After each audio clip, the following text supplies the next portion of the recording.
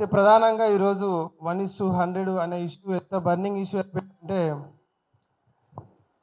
Sir మొన్న మహేందర్ రెడ్డి గారి దగ్గరికి పోతే ఏమన్నాడంటే యూపీఎస్సీ 1:15 కదా ఇచ్చేది, నేను 1:50 ఇస్తున్నా అన్నాడు.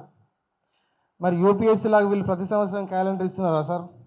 యూపీఎస్సీ లాగా ప్రతి సంవత్సరము 10 ఇయర్స్ అయింది, ప్రతి సంవత్సరం 100 పోస్టులు ఫిల్ చేసినా కూడా ఈ పాటికి 1000 గ్రూప్ 1 డైరెక్ట్ రిక్రూట్మెంట్ పోస్టులు జరిగేవి. కానీ ఇంతవరకు కూడా మన తెలంగాణ రాష్ట్రంలో వచ్చిన తర్వాత ఇంతవరకు ఒక డైరెక్ట్ డిఎస్పీ లేడు, ఒక డైరెక్ట్ ఆర్డీఓ లేడు, ఒక డైరెక్ట్ డిప్యూటీ కలెక్టర్ లేడు. ఇంతవరకు కూడా మహేందర్ రెడ్డి ఏమంటారంటే మీకు 1:15 కదా ఇచ్చేదంటే, మరి ప్రతి సంవత్సరం క్యాలెండర్స్లే కానీ అడిగితే మమ్మల్ని బయటికి పంపించేస్తున్నాడు.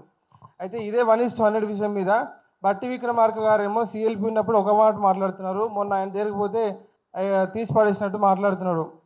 ఇదే ప్రెస్ క్లబ్లో ఇదే సీట్లో రేవంత్ రెడ్డి గారు వచ్చినప్పుడు మీకు జనవరి 1, 2024 నుంచి జనవరి 31, 2024 వరకు అంటే 365 డేస్ లోపల 2 లక్షల పోస్టులు ఫిల్ చేస్తామని బల్లగుద్ది చెప్పిండు. ఇప్పుడేమో మాట్లాడితే ఢిల్లీకి పోతున్నాడు. కనీసం ఇంటి ముందులకు వచ్చి గురుకుల పిల్లల్ని కూడా కలిసే ఆయనకి టైం లేకుండా పోయింది. ఇక్కడ ప్రధానంగా 1:100 రేషియో అనేది సార్ చాలామంది విద్యార్థులు ఏ రకంగా నష్టపోతున్నారంటే 2014, 15, 16, 17 ఈ ఇయర్స్కి వచ్చేటప్పటికి వాళ్ళకి టైం లిమిట్, ఏజ్ లిమిట్ అనేది దాటిపోతుంది సార్. అదే 2024 వరకు ఆల్రెడీ వాళ్ళు దాటేసి ఉన్నారు సార్. వాళ్ళకి ఇప్పుడు కనీసం ప్రిలిమ్స్ కాకుండా మెయిన్స్ అన్న రాసుకునే అవకాశం వాళ్ళకి ఇవ్వాలంటే 100% 1:100 రేషియో ఉంటుంది సార్. ఎందుకంటే ఇంకొకటి క్వాలిఫై అయిన ప్రతి ఒక్కరు మెయిన్స్ రాయారు సార్. రాసినా కూడా అంతే క్రెడిబిలిటీ, అంతే ఇంపాక్టు.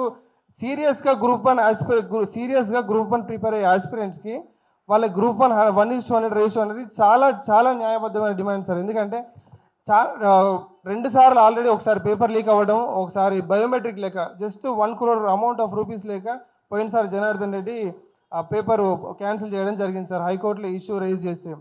అయితే 2 సార్లు ప్రిలిమ్స్ క్వాలిఫై అయిన వాళ్ళు థర్డ్ టైం ఈసారి ప్రిలిమ్స్ కొంతమంది క్వాలిఫై అవుతున్నారు, కొంతమంది క్వాలిఫై అవ్వలేకపోతున్నారు. మరి 2 సార్లు క్వాలిఫై అయిన వాళ్ళు ఇప్పుడు మెయిన్స్ రాయాలని ఎట్లా సార్? కాబట్టి 100% 1:100 రేషియో అనేది న్యాయబద్ధమైన డిమాండ్.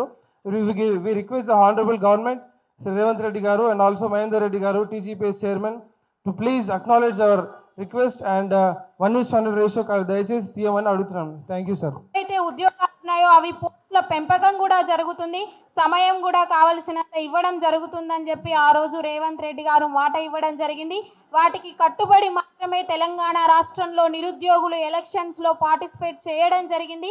టైం కూడా వాళ్ళకు ఉన్నటువంటి టైము, అర్హత, వయస్సు అన్నిటినీ పక్కన పెట్టి వాళ్ళు రాజకీయాలకు ఎదురొడ్డి మరి వ్యక్తితో కాకుండా వ్యవస్థతోటి పోరాడవలసినటువంటి సమయంలో, సందర్భంలో కూడా వారు ఓపికతో పోరాడారు ఇన్ని రోజులు. ముఖ్యంగా ఏదైతే తెలంగాణ రాష్ట్రం వచ్చినాక మనకు కాంగ్రెస్ పార్టీ ప్రభుత్వం అధికారంలోకి వచ్చినాక మనం ఆశించినటువంటి డిమాండ్లు ఏవైతే గ్రూప్ 1 1:100 కావాలి, గ్రూప్ 2, గ్రూప్ 3లో పోస్టులు పెంచాలి, సమయం ఇవ్వాలి, డేట్లు ఎక్స్టెండ్ చేయాలి, మిగతా ఏవైతే ఎగ్జామ్స్ ఉన్నాయో వాటన్నిటికి కూడా సమయం ఇవ్వాలి. గవర్నమెంట్ ఏదైతే ఉందో సార్, మీరు అందరూ కూడా ఆలోచించాల్సిన విషయం ఏంటిది అంటే ఒక ఎగ్జామ్కి ఇంకొక ఎగ్జామ్కి మధ్యలో మినిమం 45 డేస్ టైం ఉండాలి. ఇప్పుడు కొన్ని ఎగ్జామ్స్ చూసుకుంటే కనీసం 30 రోజుల సమయం కూడా ఇవ్వలేని పరిస్థితి కనిపిస్తూ ఉంది కొత్త విద్యార్థులకి. మరి గవర్నమెంట్ దృష్టికి పోయినటువంటి విషయాలు, కొన్ని ఇంటెలిజెన్స్ సమాచారం ఏంటిదంటే మీరు ఇప్పుడు ఎన్ని పోస్టులు పెంచినా కూడా అది బీఆర్ఎస్ పార్టీ నోటిఫికేషన్ ఖాతాలో పోవడం జరుగుతుంది. కాంగ్రెస్ పార్టీ ఎన్ని పోస్టులు ఇచ్చిందనేది కూడా ఎవరూ చూడట్లేదు, అది మరుగున పడిపోతుంది అనేటువంటి ప్రధాన డిమాండ్ ఇంటెలిజెన్స్ ద్వారా వాళ్ళకి వెళ్ళడం జరిగిందని తెలుస్తూ ఉంది. కానీ ఒక విషయం మీరు ఆలోచించండి సార్, మీరు నెక్స్ట్ నోటిఫికేషన్ నుంచి పోస్టులు పెంచినా కూడా అప్పుడు నోటిఫికేషన్లో ఎక్కువ పోస్టులు ఇచ్చినప్పటికీ కూడా ఉన్నటువంటి పోరాడినటువంటి నిరుద్యోగుల అర్హతకు మించి వాళ్ళ వయసు అయిపోవడం జరుగుతుంది, అర్హత కూడా వాళ్ళకు ఉండదు, ఇన్ని రోజులు పోరాడి చదివేటువంటి సమయం కూడా వాళ్ళకు ఉండదు. ఇవన్నింటినీ దృష్టిలో పెట్టుకొని ఇచ్చినటువంటి హామీలు తప్పకుండా నెరవేర్చాలి.